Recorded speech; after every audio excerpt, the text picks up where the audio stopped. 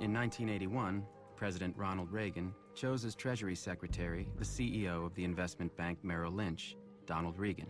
Wall Street and the president do see eye to eye. I've talked to many leaders of Wall Street. They all say we're behind the president 100%.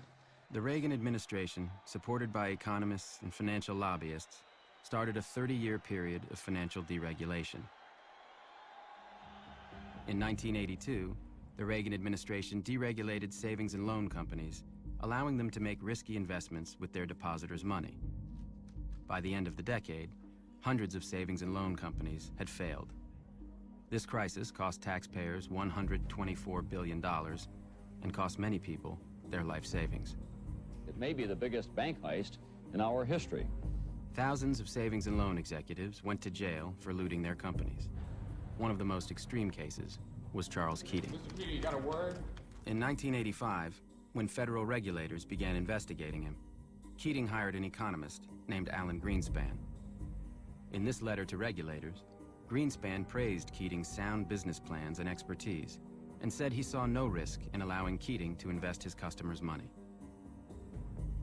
Keating reportedly paid Greenspan $40,000. Charles Keating went to prison shortly afterwards. As for Alan Greenspan, President Reagan appointed him chairman of America's central bank, the Federal Reserve. Greenspan was reappointed by Presidents Clinton and George W. Bush. During the Clinton administration, deregulation continued under Greenspan, and Treasury Secretaries Robert Rubin, the former CEO of the investment bank Goldman Sachs, and Larry Summers, a Harvard economics professor. The financial sector, Wall Street, being powerful, having lobbies, having lots of money, step by step captured the political system, both on the Democratic and the Republican side. By the late 1990s, the financial sector had consolidated into a few gigantic firms, each of them so large that their failure could threaten the whole system. And the Clinton administration helped them grow even larger. In 1998, Citicorp and Travelers merged to form Citigroup, the largest financial services company in the world. The merger violated the Glass-Steagall Act, a law passed after the Great Depression, which prevented banks with consumer deposits from engaging in risky investment banking activities. It was illegal to acquire Travelers. Greenspan said nothing. The Federal Reserve gave him an exemption for a year, and then they got the law passed. In 1999, at the urging of Summers and Rubin, Congress passed the Graham-Leach-Bliley Act, known to some as the Citigroup Relief Act. It overturned Glass-Steagall and cleared the way for future mergers.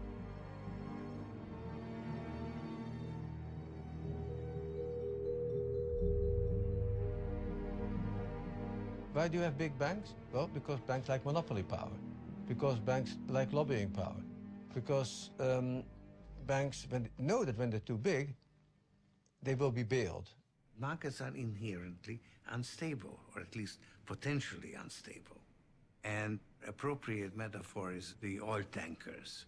They're very big, and therefore you have to put in compartments to prevent the sloshing around of oil from capsizing the boat. The design of the boat has to take that into account. And after the Depression, the regulations actually introduced these very watertight compartments. And deregulation has led to the end of compartmentalization. The next crisis came at the end of the 90s. The investment banks fueled a massive bubble in internet stocks, which was followed by a crash in 2001 that caused $5 trillion in investment losses. The Securities and Exchange Commission, the federal agency which had been created during the Depression to regulate investment banking, had done nothing. In the absence of meaningful federal action, and there has been none, and given the clear failure of self-regulation, it has become necessary for others to step in and adopt the protections needed. Eliot Spitzer's investigation revealed that the investment banks had promoted internet companies they knew would fail. Stock analysts were being paid based on how much business they brought in, and what they said publicly was quite different from what they said privately. InfoSpace, given the highest possible rating, dismissed by an analyst as a piece of junk. Excite, also highly rated, called such a piece of crap. The defense that was proffered by many of the investment banks was not, you're wrong. It was, everybody's doing it and everybody knows it's going on, and therefore nobody should rely on these analysts anyway. In December 2002, 10 investment banks settled the case for a total of $1.4 billion and promised to change their ways. Scott Talbot is the chief lobbyist for the Financial Services Roundtable, one of the most powerful groups in Washington, which represents nearly all of the world's largest financial companies. Are you comfortable with the fact that several of your member companies have engaged in large-scale criminal activity? You'll have to be specific. Okay. First of all, criminal activity shouldn't be accepted, period.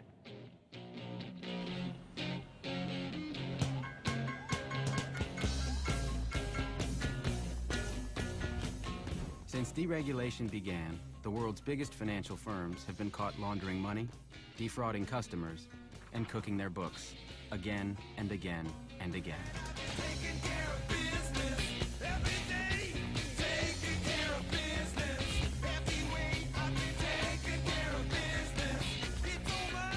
Credit Suisse helped funnel money for Iran's nuclear program and for the Aerospace Industries Organization of Iran, which builds ballistic missiles. Any information that would identify it as Iranian would be removed. The bank was fined $536 million. Citibank helped funnel $100 million of drug money out of Mexico. Did you comment that she should, quote, lose any documents connected with the account? I said that in a kidding manner. It was at the early stages of this. I did not mean it seriously. Between 1998 and 2003, Fannie Mae overstated its earnings by more than $10 billion. These accounting standards are highly complex and require determinations over which experts often disagree. CEO Franklin Raines, who used to be President Clinton's budget director, received over $52 million in bonuses. When UBS was caught helping wealthy Americans evade taxes, they refused to cooperate with the U.S. government. Would you be willing to supply the names? If there's a treaty framework... No treaty framework. You've agreed you participated in a fraud.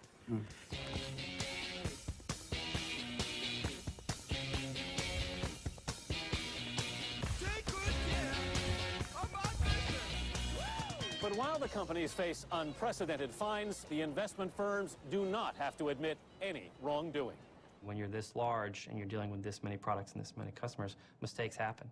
The financial services industry seems to have a level of criminality that is, somewhat distinctive. When was the last time that Cisco or Intel or Google or Apple or IBM, I totally agree with you about high-tech versus financial services, but high-tech... So how come? Well, high-tech is a fundamentally creative business where the value generation and the income derives from actually creating something new and different. Beginning in the 1990s, deregulation and advances in technology led to an explosion of complex financial products called derivatives. Economists and bankers claimed they made markets safer, but instead, they made them unstable. Since the end of the Cold War, a lot of former physicists, mathematicians decided to apply their skills not on Cold War technology, but on financial markets. And together with investment bankers and hedge funds. Creating different weapons. Absolutely. As Warren Buffett said, weapons of mass destruction. Regulators, politicians, and business people did not take seriously the threat of financial innovation on the stability of the financial system. Using derivatives, bankers could gamble on virtually anything. They could bet on the rise or fall of oil prices, the bankruptcy of a company, even the weather. By the late 1990s, derivatives were a $50 trillion unregulated market. In 1998, someone tried to regulate them. Brooksley Born graduated first in her class at Stanford Law School and was the first woman to edit a major law review.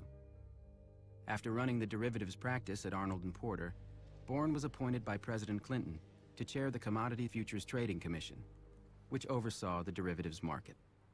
Brooksley Born asked me if I would come work with her. We decided that this was a serious, potentially destabilizing market. In May of 1998, The CFTC issued a proposal to regulate derivatives. Clinton's Treasury Department had an immediate response. I happened to go into Brooksley's office, and she was just putting down the receiver on her telephone, and the blood had drained from her face. And she looked at me and said, "That was Larry Summers. He had 13 bankers in his office." He conveyed it in a very bullying fashion, sort of directing her to stop. The banks were now heavily reliant for earnings on these types of activities. And that led to a titanic battle to prevent this set of instruments from being regulated. Shortly after the phone call from Summers, Greenspan, Rubin, and SEC Chairman Arthur Levitt issued a joint statement condemning Bourne and recommending legislation to keep derivatives unregulated. Regulation of derivatives transactions that are privately negotiated by professionals is unnecessary. She was overruled, unfortunately, first by the Clinton administration and then by the Congress.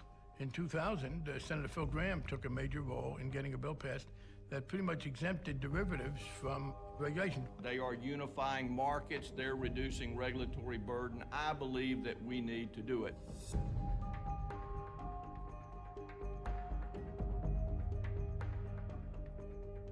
It is our very great hope that it will be possible to move this year on legislation that in a suitable way goes to create legal certainty for OTC derivatives.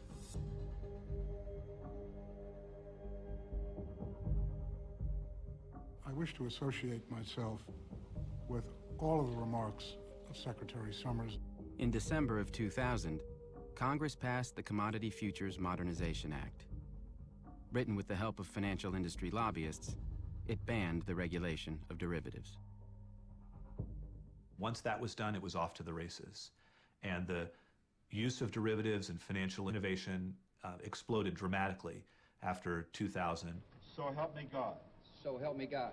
By the time George W. Bush took office in 2001, the U.S. financial sector was vastly more profitable, concentrated, and powerful than ever before. Dominating this industry were 5 investment banks, 2 financial conglomerates, 3 securities insurance companies, and 3 rating agencies. And linking them all together was the securitization food chain, a new system which connected trillions of dollars in mortgages and other loans with investors all over the world. 30 years ago, if you went to get a loan for a home, the person lending you the money expected you to pay him or her back. You got a loan from a lender who wanted you to pay him back. We've since developed securitization, whereby the people who make the loan are no longer at risk if there's a failure to repay. In the old system, when a homeowner paid their mortgage every month, the money went to their local lender. And since mortgages took decades to repay, lenders were careful. In the new system, lenders sold the mortgages to investment banks. The investment banks combined thousands of mortgages and other loans, including car loans, student loans, and credit card debt, to create complex derivatives called collateralized debt obligations, or CDOs. The investment banks then sold the CDOs to investors. Now, when homeowners paid their mortgages, the money went to investors all over the world. The investment banks paid rating agencies to evaluate the CDOs, and many of them were given a AAA rating, which is the highest possible investment grade. This made CDOs popular with retirement funds, which could only purchase highly rated securities. This system was a ticking time bomb. Lenders didn't care anymore about whether a borrower could repay, so they started making riskier loans. The investment banks didn't care either. The more CDOs they sold, the higher their profits. And the rating agencies, which were paid by the investment banks, had no liability if their ratings of CDOs proved wrong. You weren't going to be on the hook, and there weren't regulatory constraints. So it was a green light to just pump out more and more and more loans. Between 2000 and 2003, the number of mortgage loans made each year nearly quadrupled. Everybody in this securitization food chain from the very beginning until the end. They didn't care about the quality of the mortgage. They were caring about maximizing the volume and getting a fee out of it. In the early 2000s, there was a huge increase in the riskiest loans, called subprime. But when thousands of subprime loans were combined to create CDOs, many of them still received AAA ratings.